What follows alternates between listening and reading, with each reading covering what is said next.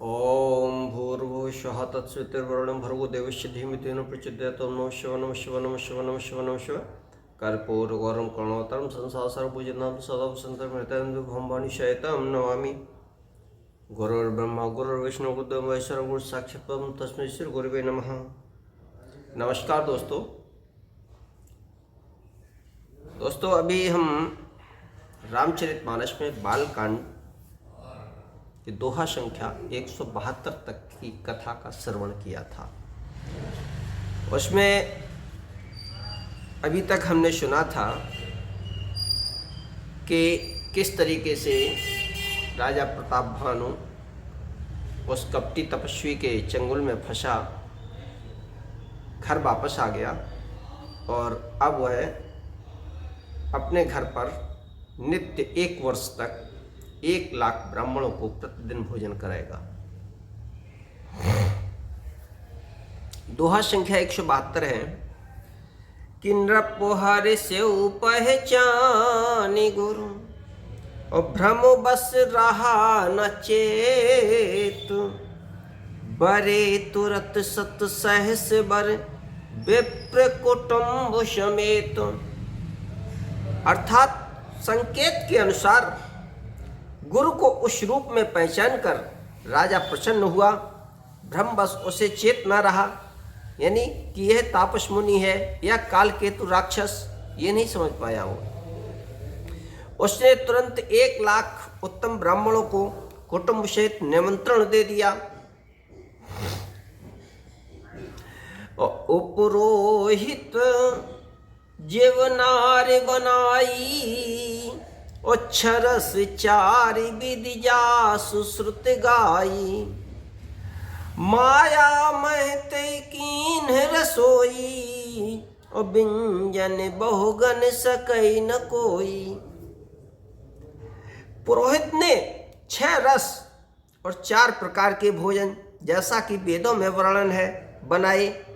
उसने मायामयी रसोई तैयार की और इतने व्यंजन बनाए कि जिन्हें कोई गिन नहीं सकता। वो तो माया भी था। और विविध मृगने करे आमिष राधा, तेहि महु बेप्र माशु खल साधा।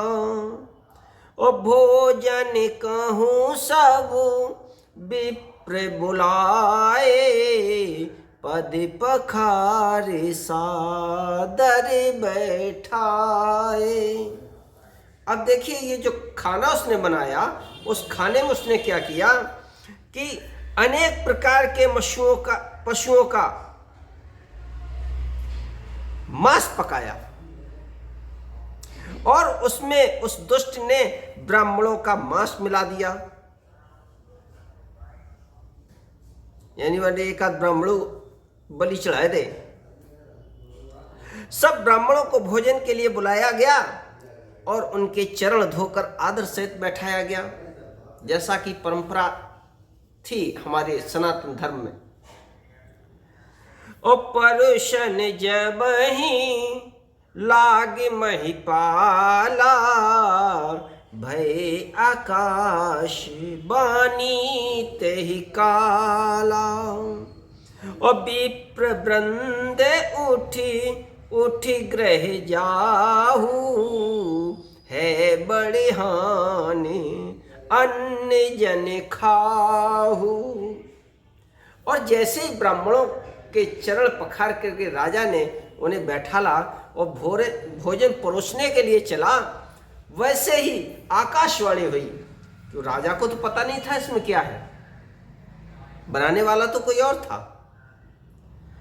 तो आकाशवाणी हुई कि हे ब्राह्मणों, उठ कर अपने घर जाओ, यह अन्न मत खाओ, इसे खाने में बड़ी हानि है।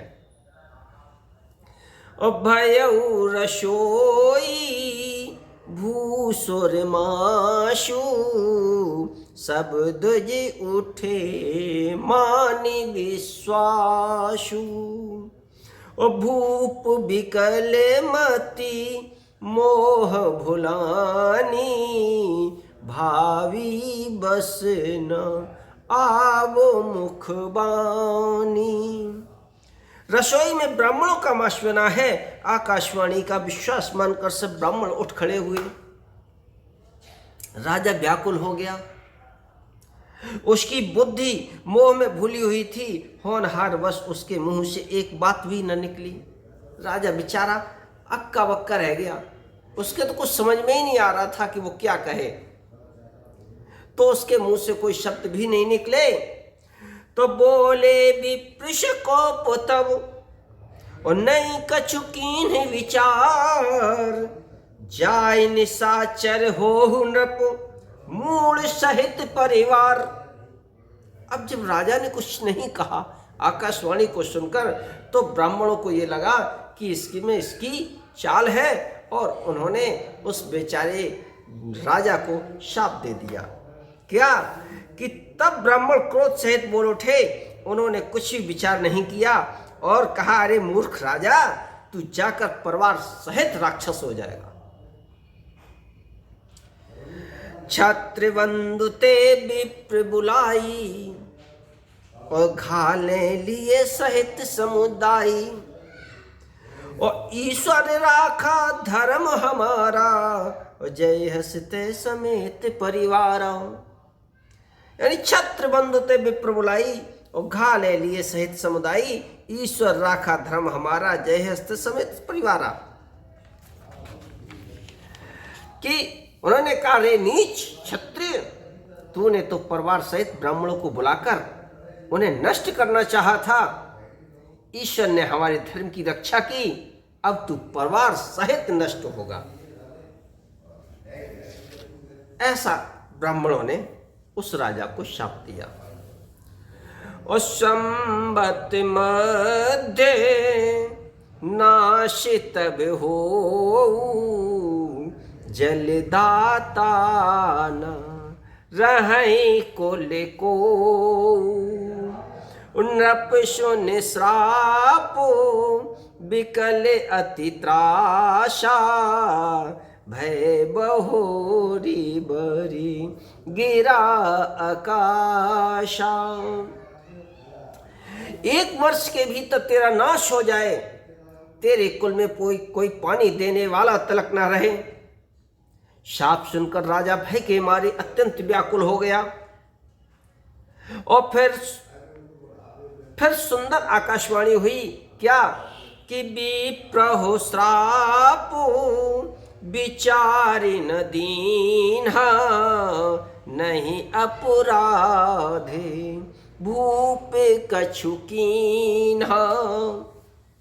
और चकित विप्र सब सुन न भुबानी, भूप गयौ जहाँ भोजन खानी। और जैसे ही ब्राह्मणों ने ये श्राप दिया, तो वैसे ही राजा व्याकुल हो गया। और इधर पुनः आकाशवाणी हुई, और उस आकाशवाणी में कहा गया कि हे ब्राह्मणों, तुमने विचार का शाप नहीं दिया। राजा ने तो कुछ भी अपराध नहीं किया, वो तो बेचारा ज्ञान था। आकाशवाणी सुनकर सब ब्राह्मण चकित हो गए। तब राजा वहां गया जहां भोजन बना था। रसोई में जाकर देखा उसने, और तहन अशने नहीं विप्र सुआरा, फिर उराओ मन सोच अपारा। सब प्रसंग मही सुरन सुनाई, त्रसित परनी अकुलाई। और देखा तो वहां न भोजन था, न रसोईया ब्राह्मण ही था। तब राजा मन में अपार चिंता करता हुआ लौटा। उसने ब्राह्मणों को तब सब वृत्तांत सुनाया, और बड़ा ही भयभीत और व्याकुल होकर वहीं पृथ्वी पर गिर पड़ा।